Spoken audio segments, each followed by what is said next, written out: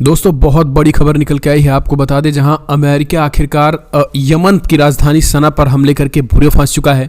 America ने संविधान का अपने वायलेशन किया है, अमेरिकी सांसदों ने मोर्चा खोल दिया है और अमेरिकी सरकार और बाइडेन को तानाशाह बता दिया है। दरअसल अमेरिका में कुछ एक पॉलिसी है कि दूसरे देशों पर अगर आप अटैक करते हैं तो फिर आप जो है वो दूसरे देशों पर अटैक करने से पहले आपको अपने ही संसद, यानी जिसे अमेरिका में कांग्रेस कहा जाता है, उसकी इजाज़त लेनी पड़ती है। वहाँ के सांसदों का जो है वो सांसदों से इजाज़त लेनी पड़ती है। हालांकि अमेरिकी राष्ट्रपति जो बाइडेन ने ऐसा नहीं किया है और यही कारण है कि अब कहा जा रहा है कि अमेरिका में आर्टिकल 1 का वायलेशन किया गया है।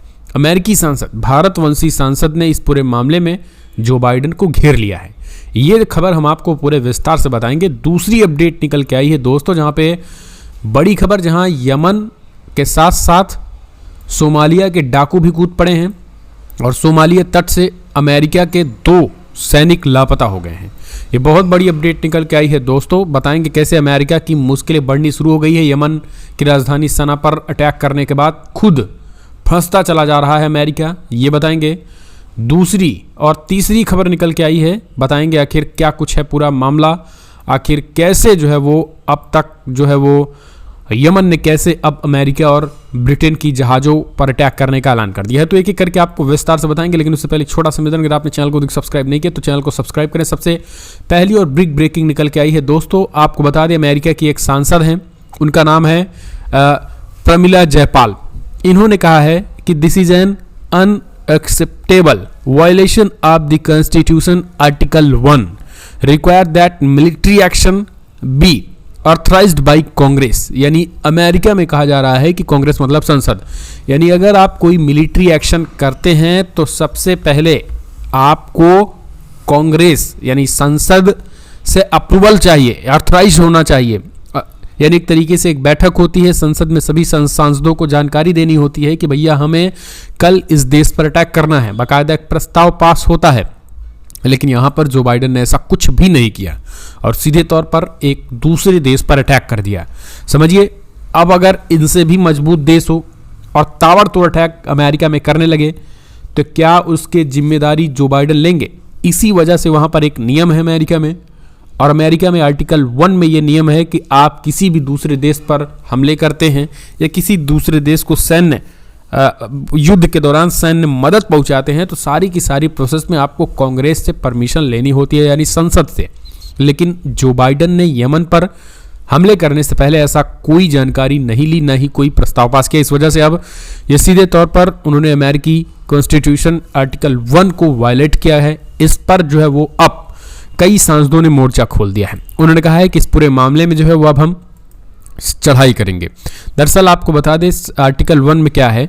आर्टिकल अनुच्छेद 1 कहती है कि धारा 8 कांग्रेस को युद्ध की घोषणा करने का अधिकार है, यानी और ना तो राष्ट्रपति और ना ही कोई और, केवल और केवल संसद और संसद के चुने गए सदस्यों के द्वारा ही जो है वो युद्ध की घोषणा की जा सकती है। इसमें चाहे राष्ट्रपति या बाइडेन हो जाए, चाहे कोई भी हो जाए, लेकिन किसी को युद्ध की घोषणा नहीं, यानी युद्ध में देश जाएगा इस बात की पुष्टि संसद करेगा, ना कि कोई पर्टिकुलर व्यक्ति।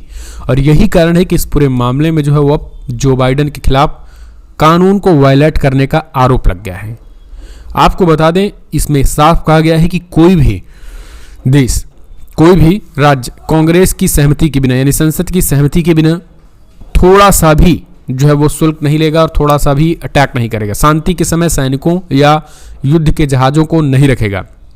किसी अन्य राज्य के साथ या किसी विदेशी शक्ति के साथ कोई समझौता नहीं करेगा या युद्ध में शामिल नहीं होगा। जब तक संसद की अनुमति नहीं हो जाती है तब तक वास्तव में आक्रमण नहीं किया जाएगा। तो ये चीज़ें जो हैं वो संसद में आर्टिकल 1 में कहा गया है, लेकिन इस चीज़ में तनिक से भी अमेरिकी राष्ट्रपति जो बाइडेन ने इसमें किसी से नहीं पूछा और ब्रिटेन का साथ लेकर उन्होंने अटैक कर दिया। ये हमला उसके बाद किया है जब अमेरिका खास करके युद्धपोत पर यमन के द्वारा हमला किया गया था। तो ये एक काफ़ी सीरियस मैटर यहाँ पर निकल के आ रहा है कि सबसे बड़ा सवाल ये है कि अब क्या होगा, अब जो बाइडेन का क्या होगा, क्योंकि ब्रिटेन और अमेरिका के साथ मिलकर उसने यमन के लगभग 70 ठिकानों पर अटैक किए, जिनमें 5-7 से ज़्यादा लोग मारे गए, लगभग 10 करीब और कुछ घायल हैं। इस पूरे मामले में यमन के हौतियों ने सीधे धमकी दे दी है। यमन के हौतियों ने बड़ा ऐलान करते हुए कहा है कि फिलहाल अभी तक तो हम केवल इजरायली जहाज़ों को यहाँ पर निशाना बना रहे थे, लेकिन अब हम अमेरिकी और ब्रिटिश जहाज़ों को भी सीधे तौर पर निशाना बनाएंगे। यानी अब जो है वो हमारा लक्ष्य, अभी तक केवल और केवल इस पूरे मामले में हम इजरायली जहाज को ही बना रहे थे निशाना, लेकिन अब हमारे लक्ष्य में ब्रिटिश और अमेरिकी जहाज भी आ चुके हैं। तो ये उन्होंने सीधे तौर पर कहा है। तो अब आप कमेंट्स माध्यम से आप अपने सुझाव देना ना भूले दोस्तों।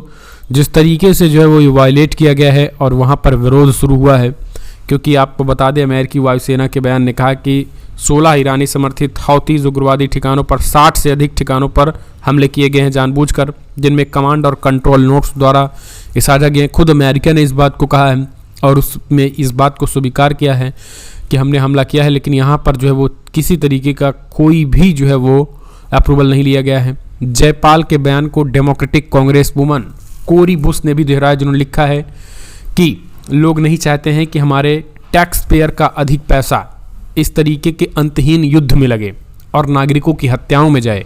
बमबारी बंद करो और हमारे द्वारा एक तरीके से अप्रूवल लेना चाहिए। उन्होंने साफ तौर पर कहा है कि पोटस यानी अमेरिकी राष्ट्रपति के द्वारा एयर स्ट्राइक लॉन्च करने से पहले कोई भी अप्रूवल संसद के द्वारा नहीं लिया गया है। यहाँ पर जो है वो कांग्रेस वुमेन कोरी बुश ने ये बातें कही हुई हैं। तो आप सीधे तौर पर समझ सकते हैं कि कैसे विरोध जो है वो तेज हो चुका है।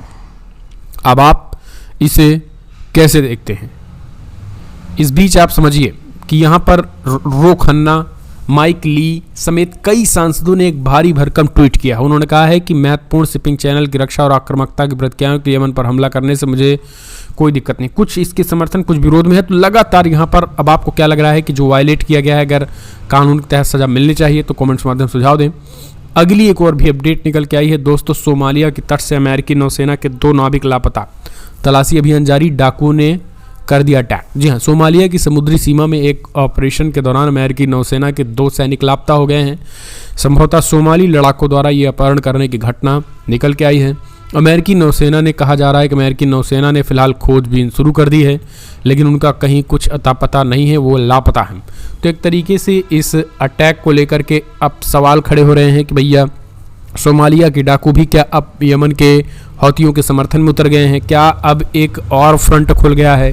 तो चर्चाएं जो है वो तेज हो चुकी हैं कि अगर एक और फ्रंट खुल गया होगा तो समझिए क्या होगा, बड़ी ही मुसीबत हो जाएगी, बड़ी ही समस्या इनको हो जाएगी। तो अब आपको क्या लग रहा है? आप कमेंट्स माध्यम से अपने सुझाव दें। जिस तरीके की सिचुएशन बनती हुई दिखाई दे रही है, यहाँ पर 2 सोमालिया के अमेरिकी सैनिक जो है वो लापता हो गए हैं। ये यहाँ पर आपको बता दें समुद्र की सुरक्षा कर रहे थे, यहाँ पर ये हौतियों पर अटैक करने की तैयारी करते हैं, हौतियों से बचा रहे थे और खुद ही जो है सोमालिया के डाकुओं ने ही लापता कर दिया।